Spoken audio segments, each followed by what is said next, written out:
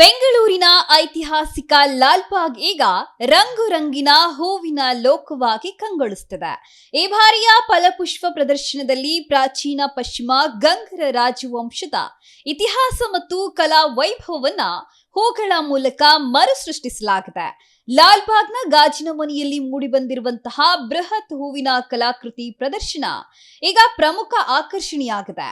ಕೆಂಪು, ಹಳದಿ ಮತ್ತು ಬಿಳಿ ಗುಲಾಬಿ ಹೂವಿನ ಹಾಗೂ ಕಾಂಬಿನೇಷನ್ ಹೂಗಳನ್ನ ಬಳಸಿ ನಿರ್ಮಿಸಿರುವ ಈ ಕಲಾಕೃತಿ ವೀಕ್ಷಕರ ಗಮನ ಸೆಳೀತಾ ಇದೆ.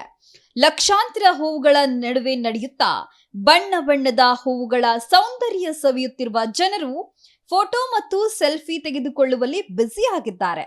ಮಕ್ಕಳಿಗೂ ಈ ಹೂವಿನ ಲೋಕ ವಿಶೇಷ ಆಕರ್ಷಣೆಯಾಗಿದೆ.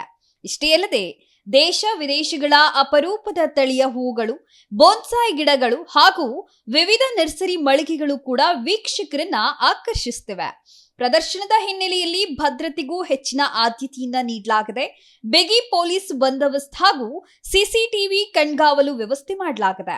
ವಾರಾಂತ್ಯದಲ್ಲಿ ಜನಸಂದಣಿ ಮತ್ತಷ್ಟು ಹೆಚ್ಚಾಗುವ ನಿರೀಕ್ಷೆ ಇದ್ದು, ಸಾರ್ವಜನಿಕರು ಮೆಟ್ರೋ ಹಾಗೂ ಸಾರ್ವಜನಿಕ ಸಾರಿಗೆ ಬಸ್ಗಳನ್ನ ಬಳಸುವಂತೆ ತೋಟಗಾರಿಕಾ ಇಲಾಖೆ ಮನವಿಯನ್ನ ಮಾಡಿದೆ.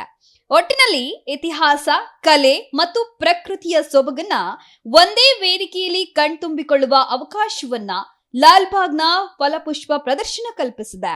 ಬೆಂಗಳೂರಿನ ಈ ಹೂವಿನ ಹಬ್ಬಕ್ಕೆ ಜನರಿಂದಲೂ ಭರ್ಜರಿ ಪ್ರತಿಕ್ರಿಯೆ ವ್ಯಕ್ತವಾಗ್ತಾ ಇದೆ.